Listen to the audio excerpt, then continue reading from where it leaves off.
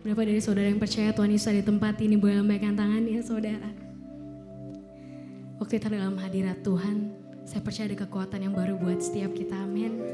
Kita datang mungkin dengan pergumulan beda-beda, dengan pokok doa yang beda-beda. Tapi setiap kita berdoa Tuhan gak dengar doa kita, amin saudara. Waktu kita bayar harga untuk datang ke tempat ini, berdiam dalam hadirat Tuhan, saya percaya ada jawaban doa yang Tuhan udah siapin buat setiap kita di tempat ini. Dan waktu kita berdiri di altarnya yang kudus, waktu kita bawa hati kita dalam hadiratnya, saya percaya waktu kita pulang kita dapat kekuatan yang baru, amin saudara. Berapa dari saudara yang mau lebih lagi percaya sama rencana Tuhan dalam hidup kita, lambaikan tangannya. Sama-sama kasih tepuk tangan buat Tuhan Yesus. Thank you Jesus.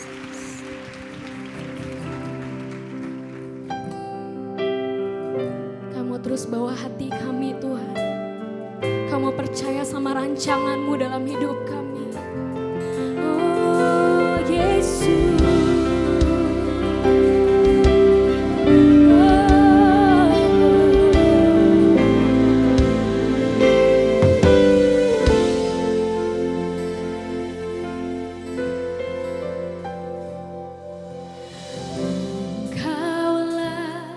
Jawaban di setiap doa.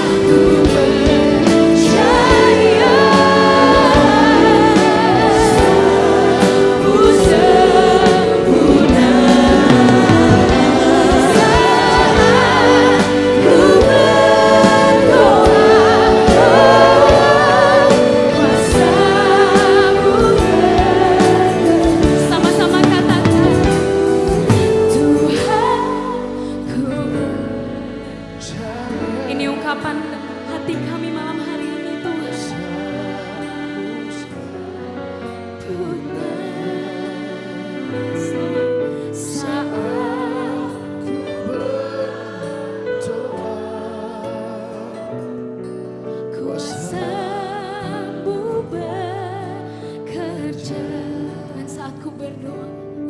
Saat ku berdoa, kuasa-Mu bekerja. Mari sembah Dia, sembah Dia. Mari angkat suaramu, sembah Dia. Kami percaya Tuhan kan rencana dalam hidup.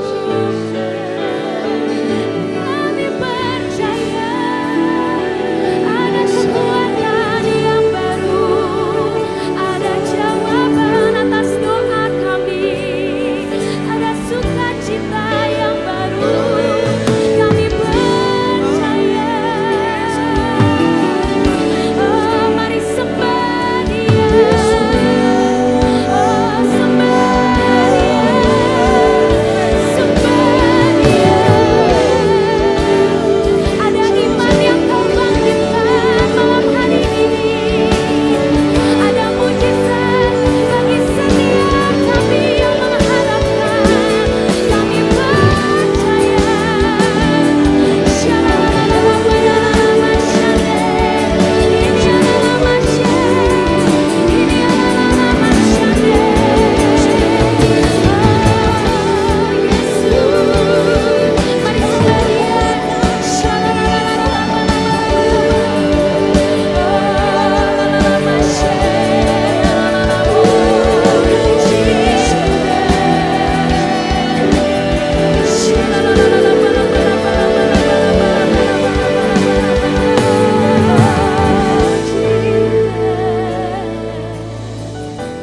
Tak usah ku takut, sebab Kau sertaku. Tak usah ku bimbang, Kau di dalam. Yes, kami percaya Tuhan. Kau penghiburku saat ku lemah. Katakan tak usah ku takut. Tak usah ku takut, sebab Kau serta. Tak usah ku bimbang, Kau di dalamku. Tak usah ku cemas, Kau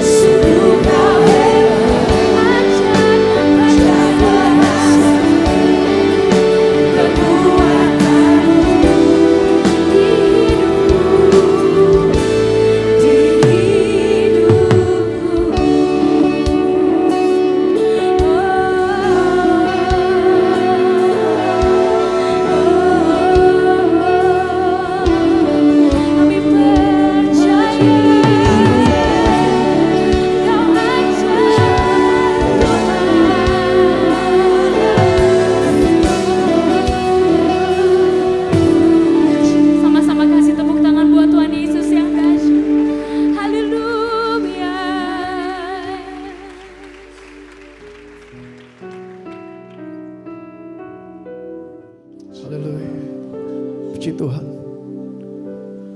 Kita semua percaya bahwa hadirat Tuhan ada di tengah-tengah kita sore hari ini. Amin.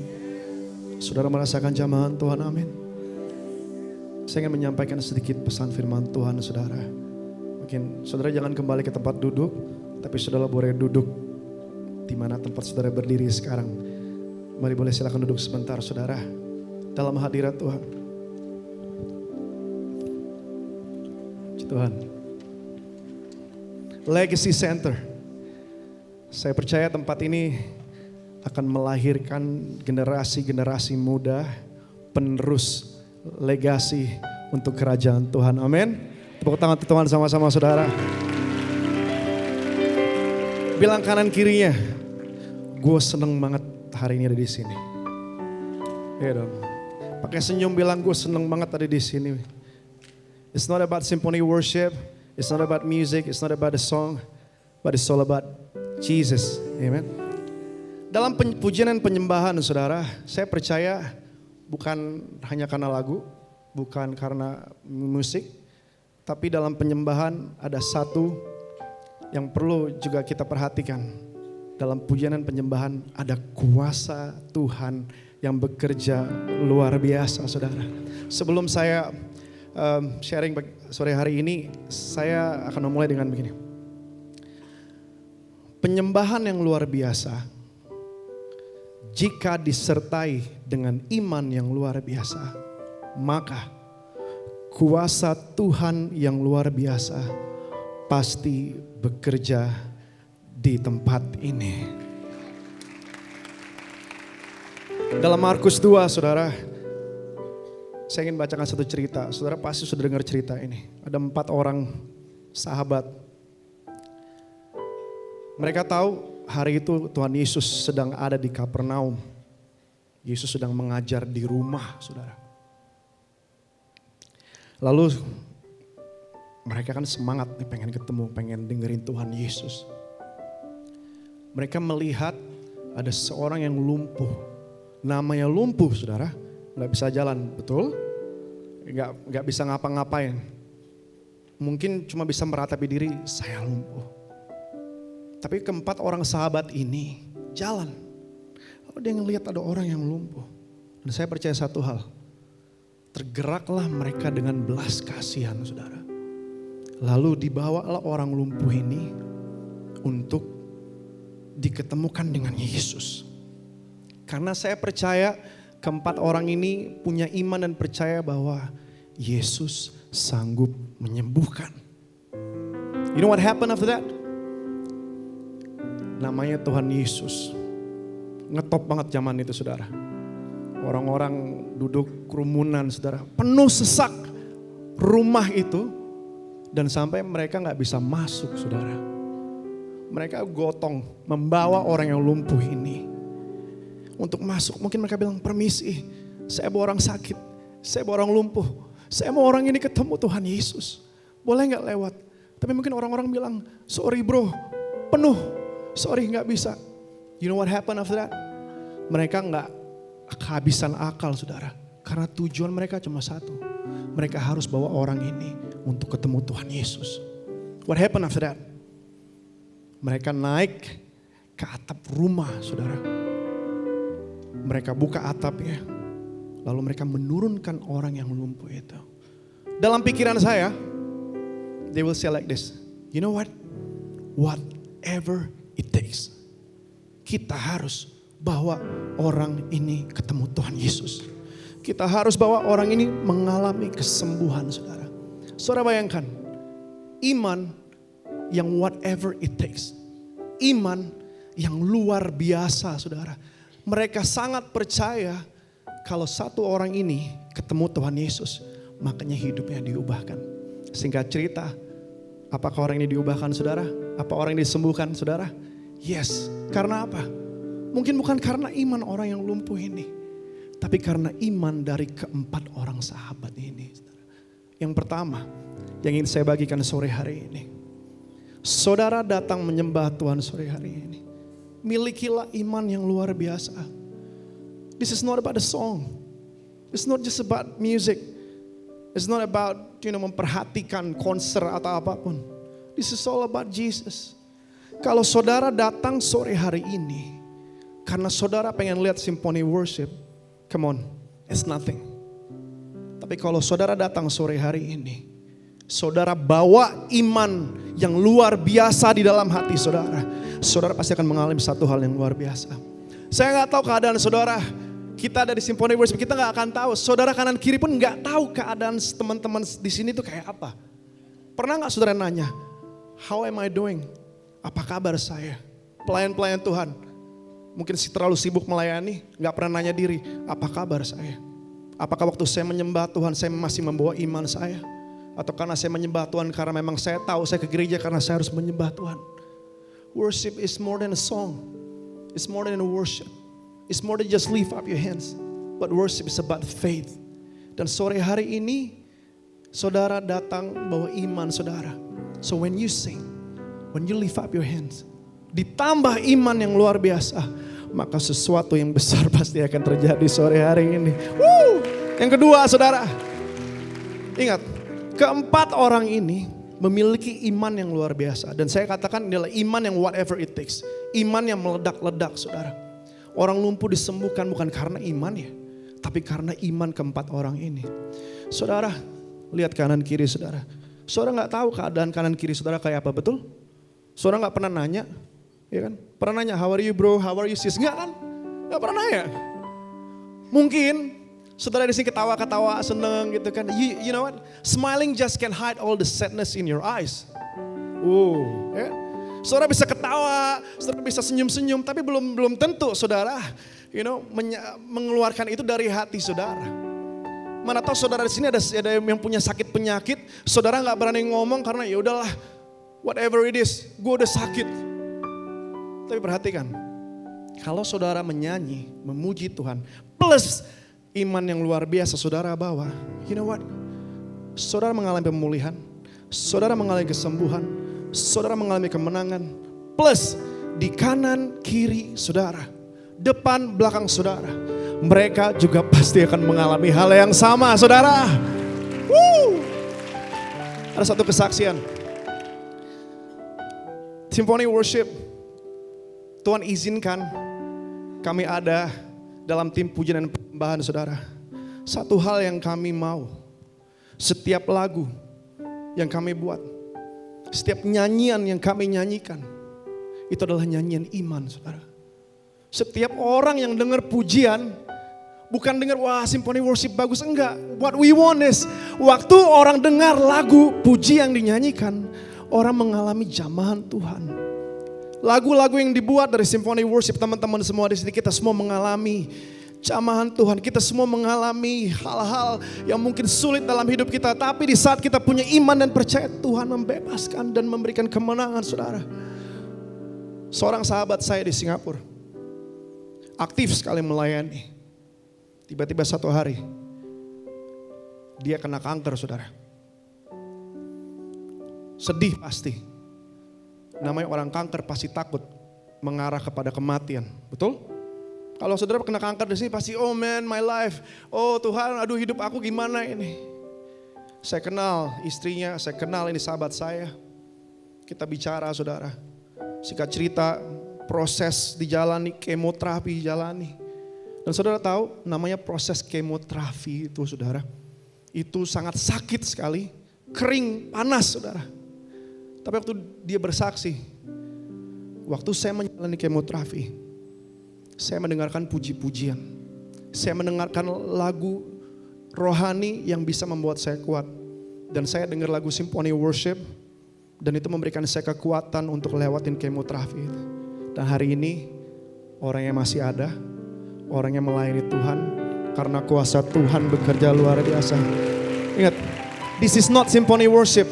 Tapi maksud saya adalah lagu yang kita ciptakan semua, kita ciptakan dengan iman dan percaya bahwa setiap kita ciptakan pasti akan bisa berdampak untuk orang-orang di luar sana. Legacy Center, dengar, kalian masih muda. Saya juga mengembalakan anak-anak muda. Saya senang banget sama anak-anak muda saudara. Kalian punya energi. Prinsip saya youth itu adalah yes, youthful, energetic, and spirit filled. Katakan sama-sama, yes, youthful, energetic, spirit filled. Dan ada di tempat ini, di Legacy Center tempat ini. You know what? Jangan puas cuma ngelihat tengah yang penuh. Kanan kiri saudara masih belum dipenuhi. Bahkan mungkin Pastor Ivan perlu nambah tempat lagi.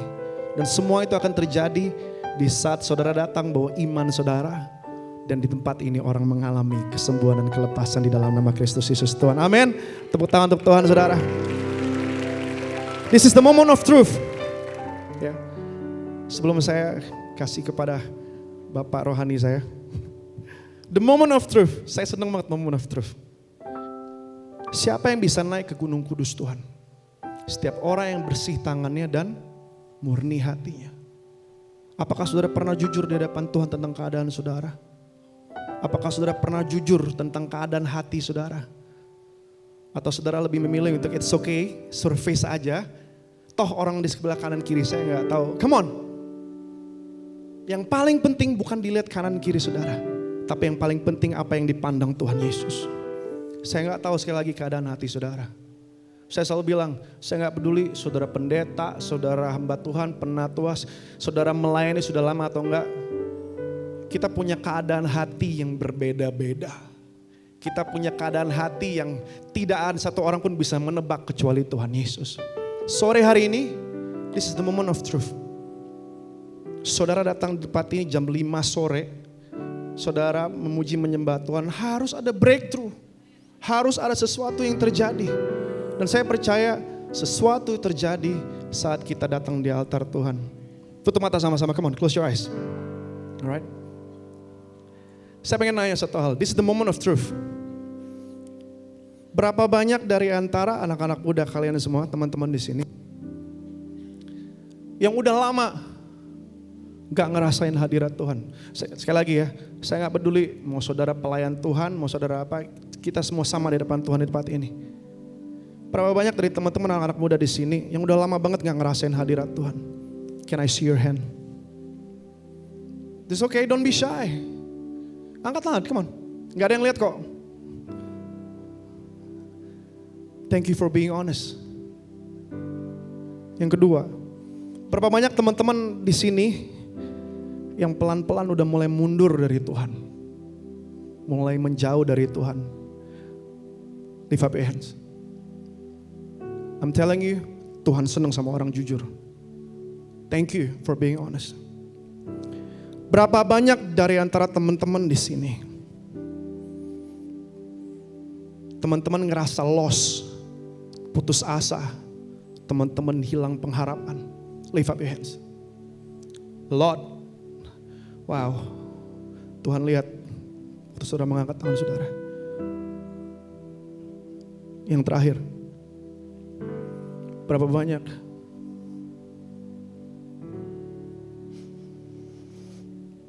saudara yang hati hancur?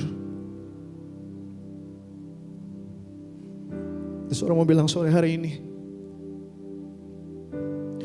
aku mau kembali Tuhan, pulihkan hatiku. Come on, lift up your hands. Wow.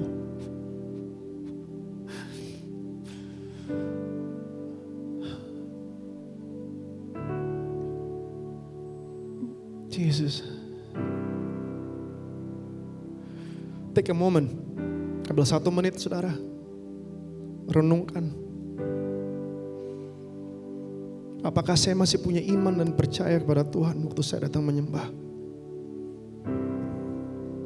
Kalau Zakius bisa diubahkan hanya dalam 1 perjumpaan. Kalau perempuan yang mengalami pendarahan selama 12 tahun saudara bisa disembuhkan karena hanya 1 perjumpaan.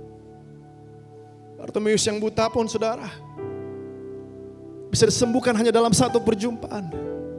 Listen, one moment with Jesus can change everything. One moment with Jesus can change our life forever. Yang mau datang di kaki Tuhan sore hari ini, I would like to invite you to stand up on your feet together. Bangkit berdiri saudara. Pastor Johan.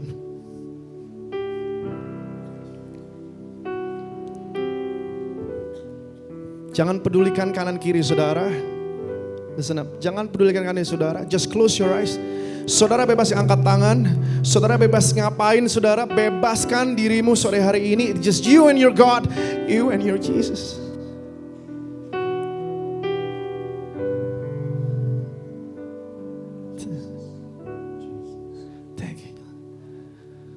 Bila hati terasa berat, tak seorang pun mengerti. Ku tanya Yesus, apa yang harus ku buat? Dia berfirman, mari datanglah, pedulikan ku datang Yesus. Dia pikul segala bebanku. Angkat suaramu, katakan suci.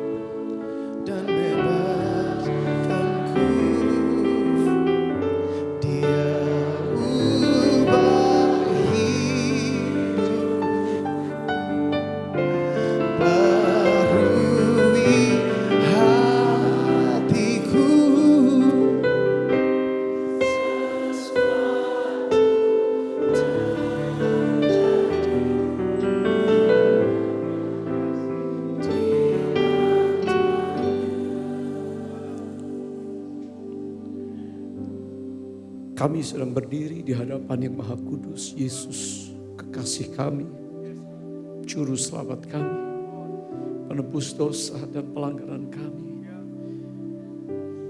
Kristus Tuhan, Raja yang bertahta dalam hidup kami. Kami berdoa untuk anak-anak-Mu yang sudah jauh dari Tuhan.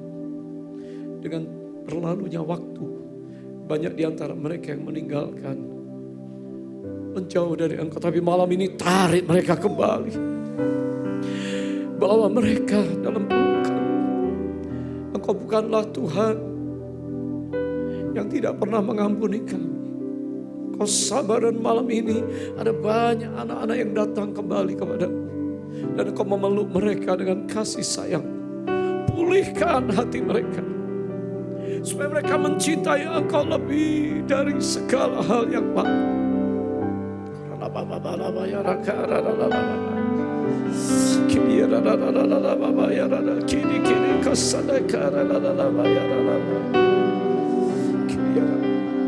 Supaya mereka merasakan kembali hadirat Allah.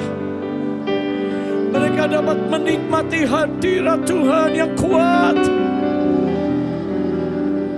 Dan tidak seorang pun yang merasa sendiri. Engkau ada, Engkau nyata di dalam diri pribadi kami, karena meterai Roh Kudus sudah ada dalam hidup.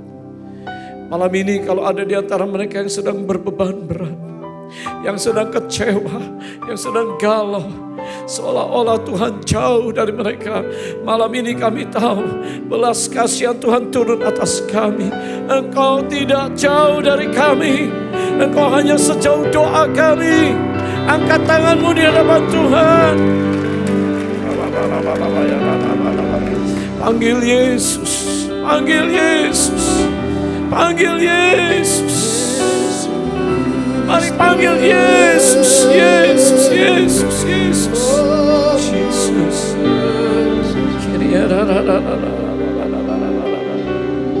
Sembuhkan hati yang terluka, pulihkan jiwa yang hancur. Kalau kami malu di hadapan Tuhan karena banyaknya dosa pelanggaran kami, malam ini kami berikan seluruhnya di altar-Mu Tuhan. Ambillah sampah-sampah dalam hidup kami, lalu gantikan dengan kemuliaan Kristus. Anak-anakmu, anak-anak muda, semuanya pasti diperbaharui oleh Tuhan. Di tahun new birth, kami semua mau diperbarui. Langkah pengiringan kami kepada Kristus, komitmen kami kepada Tuhan, panggilan kami tidak akan kembali ke dunia. Kami akan dipanggil dan berjalan dalam panggilan itu sampai menyelesaikan rencana Allah. Dalam nama Yesus, Tuhan, saat ini Roh Kudus curahkanlah. Yang siap menerima curahan Roh Kudus, buka kedua tangan saudara. Di bulan Roh Kudus ini bukalah hatimu. Dia mau memenuhi hidupmu. Koral bahaya rala bahaya. Ini rala bahaya. Ini rala ya rala ya rala maka rala bahaya rala. Ini rala ini rala ya rala. Saudara-saudara di belakang, angkat tangan saudara. Saya percaya Roh Allah mulai bekerja sore ini. Pejamkan matamu, buka tangan saudara, angkat tinggi di hadapan Tuhan. Roh Kudus, Roh Kudus, Roh Allah yang hidup, tercurahlah malam ini, tercurahlah. Oh, penuhi kami. Oh, rabahasyana hujani kami dengan Roh Kudus.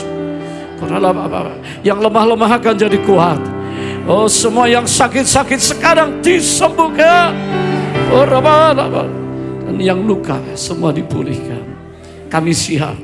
Hari ini adalah the moment, the holy moment. Karena Yesus Engkau hidup dan bergerak di dalam kami.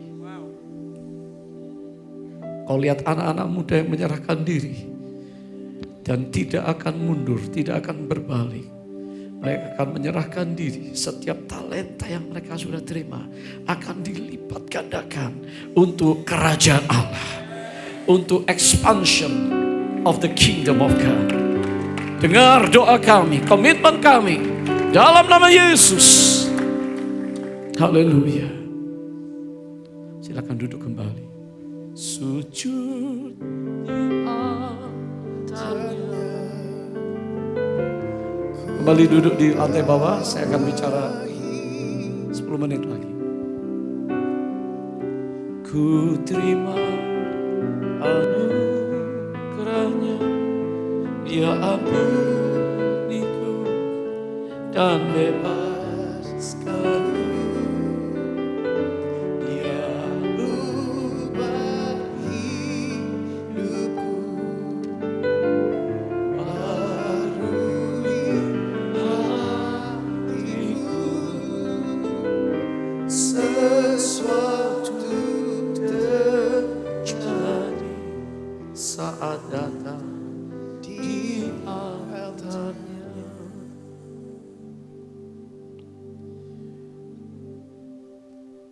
Tuhan memanggil kita semuanya menjadi orang percaya supaya hidup kita menjadi saksi buat Kristus. Saudara percaya amanat agung Yesus Kristus masih berlaku untuk kita di zaman now, di zaman sekarang? Boleh katakan amin? Kita semua mendapat assignment. Kalau di sekolah, di kampus Anda mendapat assignment, maka mengikut Yesus juga kita dapat assignment. Penugasan kita penugasan yang kudus karena pasti berhasil. Karena Dia berjanji, Dia katakan waktu di amanat agung itu, Dia akan menyertai kita sampai kesudahan zaman. Dia mengutus kita pergi ke ujung-ujung bumi. Bukan cuma di rumah, di komunitas, di kota ini, tapi Indonesia dan bahkan sampai bangsa-bangsa. Dan Dia berjanji menyertai kita sampai akhir zaman. Ini luar biasa. Nah, bagaimana kesaksian kita? Saya doa hadirat Tuhan yang kuat sore ini di tempat ini.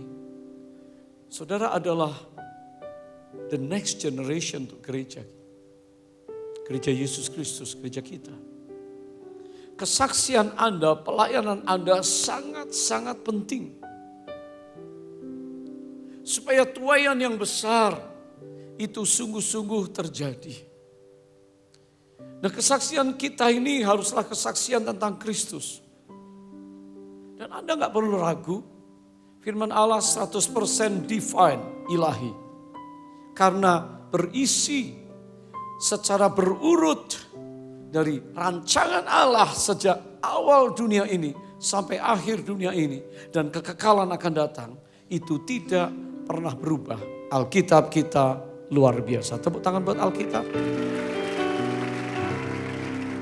Ditulis oleh manusia siapapun di segala abad, tidak ada salahnya. Semuanya membawa pelajaran untuk kita. Alkitab firman Allah. Yesus Kristus adalah Tuhan. Pada waktu dia menjadi manusia, dia adalah anak manusia, tapi anak Allah. Pada waktu dia mati dan bangkit menyelesaikan karya penebusannya, maka dia Allah 100%. Sebab itu dia yang memiliki surga dan bumi. Dan di bumi ini kiranya kita mengerti bahwa Kristus itu hidup di antara orang percaya di dalam kita. Semua saudara punya Yesus Kristus? Bilang saya punya Yesus. Yesus ada di dalamku. Juga di dalammu. Tolong bilang kiri kanan. Yesus ada di dalam. Betul ya? Allah yang kita sembah adalah Allah roh. Katakan Allah itu roh. Kalau roh pastilah maha hadir. Di sini, hari ini, di tempat lain, maha hadir di Amerika, di tengah malam, di mana-mana maha hadir. Dia bisa hadir di sini, dia bisa hadir di mana tempat. Yesus Kristus adalah Tuhan. Dan jangan malu menyaksikan dia. Mungkin sudah bertanya, dalam pergaulan kita di masyarakat luas, berapa banyak di sini yang masih ada di kampus? Berapa banyak yang masih kuliah dan mengajar di kampus? Tinggi. Wah, luar biasa. Berapa banyak Anda yang ada di marketplace dunia kerja? Berimbang ya. Berapa banyak yang tidak sekolah, tidak kerja? Ibu rumah tangga berarti ya? Gak masalah. Saudara, kekristenan beda dengan kepercayaan lain. Tangkap ini. Kekristenan berbeda dengan other beliefs. Saya gak sebut, kepercayaan lain. Kenapa berbeda? Karena 3 hal. Yang pertama, kekristenan berbicara tentang Allah mencari manusia. Dikatakan dalam Matius 18 ayat 11, dikatakan bahwa Yesus Kristus datang mencari dan menyelamatkan yang hilang. Kekristenan bukan kita cari Allah bikin agama. Tapi Allah berinisiatif cari kita yang hilang. Kalau pulpen kita hilang, kita cari. Allah gak hilang, dia ada di tahtanya. Justru dia cari orang yang terhilang. Dulu saya dan saudara hilang. Karena dosa, karena pelanggaran. Allah mencari kita. Dan hari ini dia telah menemukan saudara dan saya. Kristus datang untuk mencari yang terhilang, yang tersesat. Dikatakan dia bukan mencari orang sehat, mencari orang sakit, orang berdosa. Ini kekristenan. Usaha mencari Allah akan sia-sia. Dia lebih dahulu mengasihi kita. Ini perkara pertama. Yang kedua, di dalam kekristenan ada konsep penebusan dosa yang tidak ada di kepercayaan yang lain. Tangkap ini. Konsep penebusan dosa, seorang penebus Kristus datang memberikan nyawa dan darahnya untuk menebus kita yang berdosa. Kalau boleh saya pinjam 2 anak muda, 1 naik ke atas boleh? 1 lagi naik ke atas, come on. Yang berdosa bajunya hitam.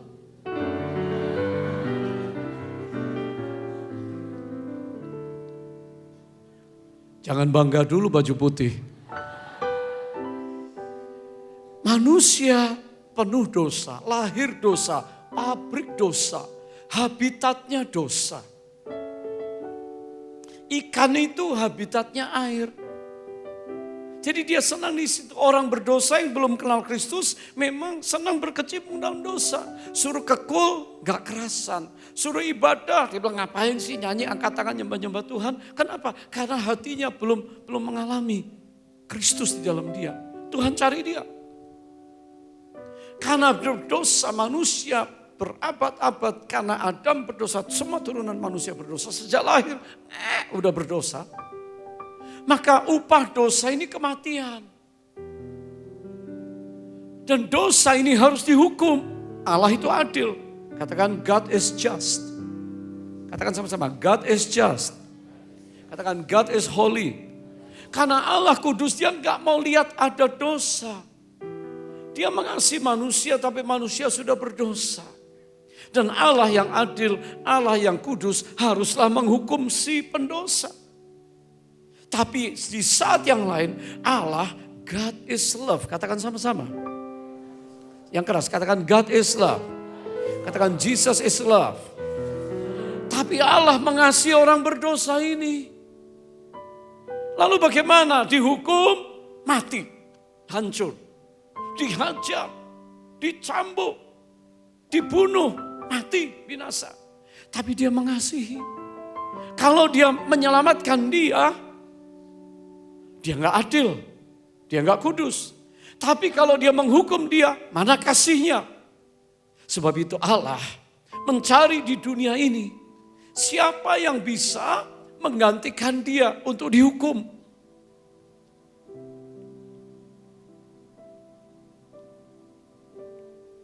Supaya Allah adil. Allah cari di dunia ini. Tidak ada manusia yang bisa menggantikan seorang yang berdosa untuk dihukum.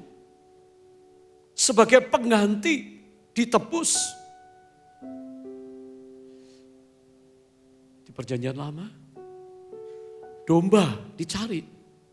Tidak bercacat, tidak bercela, dipelihara. Lalu darahnya ditumpahkan untuk penebusan, atonement. Sebab itu ada hari raya pendamaian, the day of atonement. Yaitu dipersembahkannya seekor binatang yang gak bercacat. Tapi hari itu selamatlah orang-orang Israel dari murka Allah. Tapi besok lusa setahun bikin dosa lagi. Tiap tahun harus ada domba disembelih. Allah berkata, ini gak benar. Sebab itu Allah cari di dunia, gak ketemu manusia yang bisa menggantikan. Allah cari di surga, malaikat gak bisa, bukan manusia. Lalu Allah berbicara. Dulu Allah baiklah kita menjadikan manusia menurut rupa dan gambar kita. Karakter dan sifat Allah. Tapi dosa telah memisahkan. Lalu Allah berkata, baiklah kita, mengapa tidak kita mengutus kita menjadi manusia. Kita menjelma. Sebab itu Allah menjelma menjadi manusia Yesus yang sebesar ini. Sebagai manusia, benihnya dari Roh Kudus, tidak ada dosa. Katakan tidak ada dosa. Jadi Yesus bukan nabi ya. Yesus bukan guru, bukan rabi. Yesus adalah Allah yang menjadi manusia. Kok bisa? Bisa. Karena bagi Allah, Allah serba bisa, serba mampu. Dia menjelma menjadi manusia lahir, menjadi anak manusia besar. Dan tugasnya menjadi anak domba Allah. Tidak ada dosa dan penipuan dalam dirinya. Firman berkata. Dia lahir dari pinjam benih perempuan, rahim perempuan. Tapi benihnya Roh Kudus, tidak ada dosa. Dan dia tidak berbuat dosa dan tidak menghidupi dosa. Sebab itu hanya dia yang layak dipersembahkan. Sekarang dia dipersembahkan, jepret. Loh, tangan satunya mana? Nah, tepuk tangan dulu saudara. Timotius. Hah? Timotius harus disalibkan, saudara. Bukan. Tuhan Yesus yang lurus ya. Sampai saya bilang berhenti baru berhenti, turun tangan.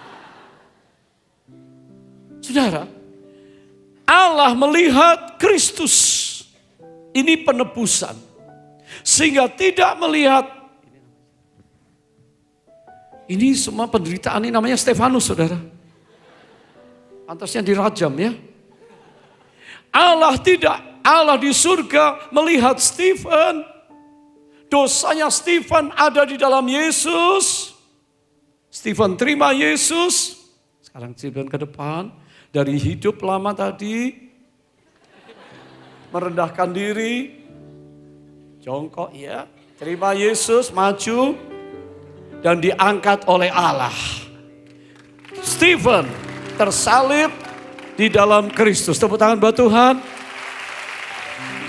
Allah mengasihi dan di dalam kekristenan konsep penebusan dosa, Allah tidak menghukum Stephen.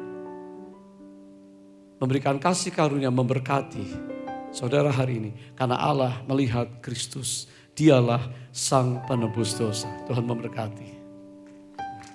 Thank you ya. Stephen dan Timotius gandengan. Walk with Jesus, oke? Okay? Cukup ya, jangan gandengan terus ya. Yang ketiga, kekristenan beda dengan agama atau kepercayaan lain. Siapapun mau berdebat Anda, enggak usah pusing. Tuhan cari aku orang berdosa. Tuhan cari kamu orang berdosa. Ini kesaksian. Yang kedua, Kristus telah menebus dosa kita di atas kayu salib. Dan Allah mengampuni kita. Konsep penebusan dosa tidak ada di kepercayaan lain di dunia ini. Yang ketiga, keselamatan bukan usaha manusia dan perbuatan baik manusia. Perbuatan baik manusia tidak menyelamatkan, hanya iman. Oleh sebab kasih karunia saja engkau diselamatkan oleh iman. Itu bukan karena usahamu, itu bukan karena perbuatan baikmu. Tetapi setelah masuk iman, buahnya adalah buah perbuatan yang baik. Boleh tepuk tangan buat Tuhan? Jadi keselamatan hanya di dalam iman percaya kepada Kristus. Jangan ditambah yang lain. Hasilnya adalah Anda menjadi orang Kristen yang taat. Anda menjadi orang Kristen anak-anak muda yang greget sama Tuhan. Anda menjadi orang Kristen yang punya kesaksian Kristiani kita. 3 hal ini penting.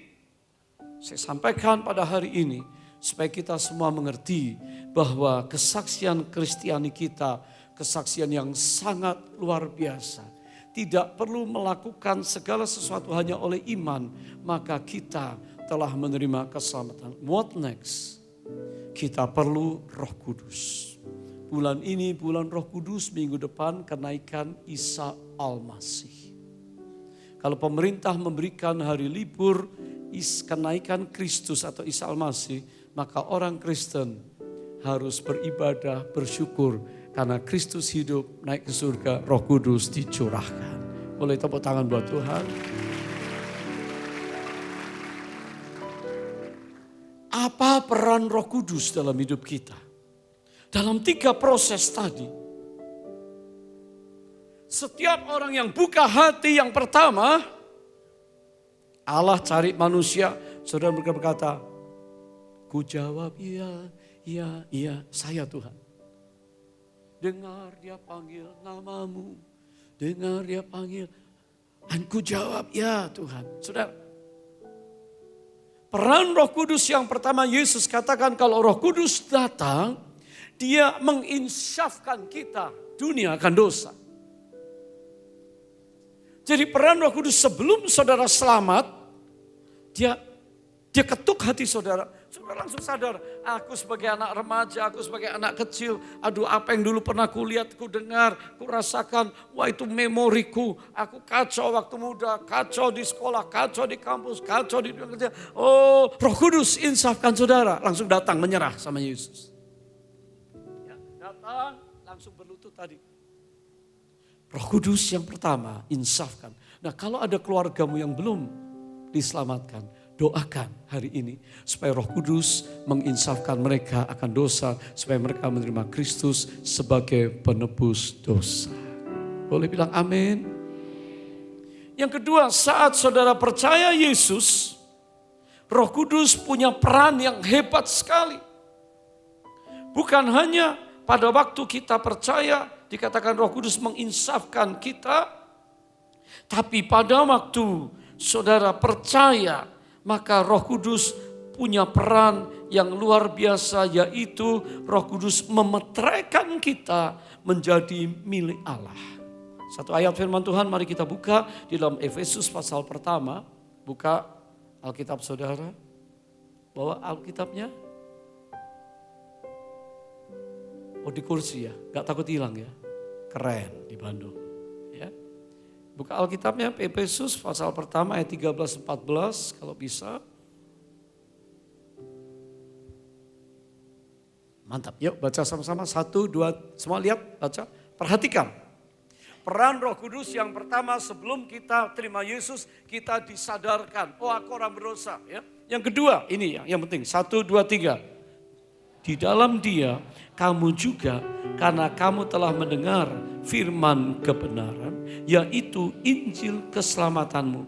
Di dalam kamu juga ketika kamu percaya dimeteraikan dengan Roh Kudus yang dijanjikannya itu. Katakan amin. Ayat 14. Dan Roh Kudus itu adalah jaminan bagian kita sampai kita memperoleh seluruhnya, yaitu penebusan yang menjadikan kita milik Allah untuk memuji kemuliaannya. Jadi ketika kamu percaya, dimeteraikan, dizil. Kalau Anda bikin transaksi, pasti ada meterai, tanda tangan, resmi. Anda beli sesuatu, terima, bayar down payment, Anda terima kwitansi, resmi. Walaupun motornya belum milikmu, tapi engkau sudah menggambarkan motor itu mereknya apa, dari Korea, dari China, dari Indonesia. Kamu sudah punya, walaupun baru down payment. Meterai Roh Kudus untuk keselamatanmu dan jaminan. Katakan meterai, jaminan.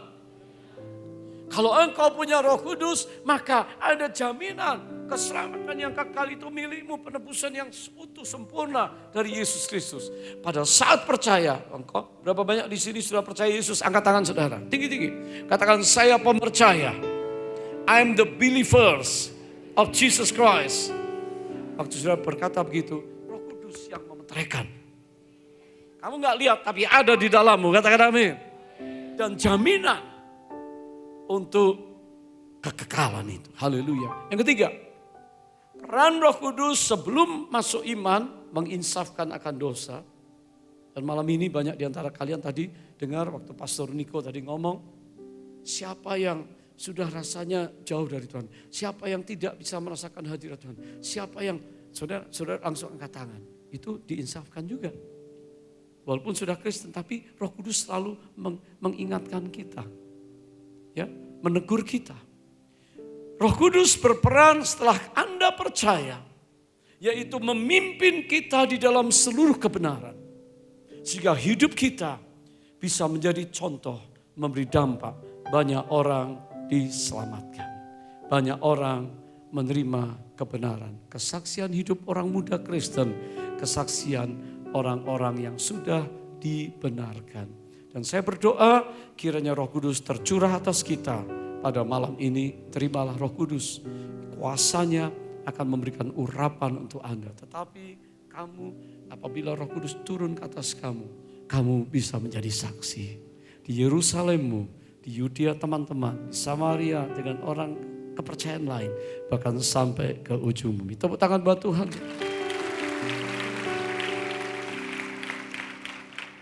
Haleluya. Yang di belakang bangkit berdiri sama-sama. Tim Symphony Worship. Kita akan berdoa malam ini minta Roh Kudus tercurah dan beberapa lagu akan dinyanyikan oleh Symphony Worship. Haleluya. Kalau di depan berdiri suaranya subwoofernya di bawah jadi suaranya enggak ke belakang. Tapi Anda berdiri juga. Tuhan memberkati saudara, katakan amin.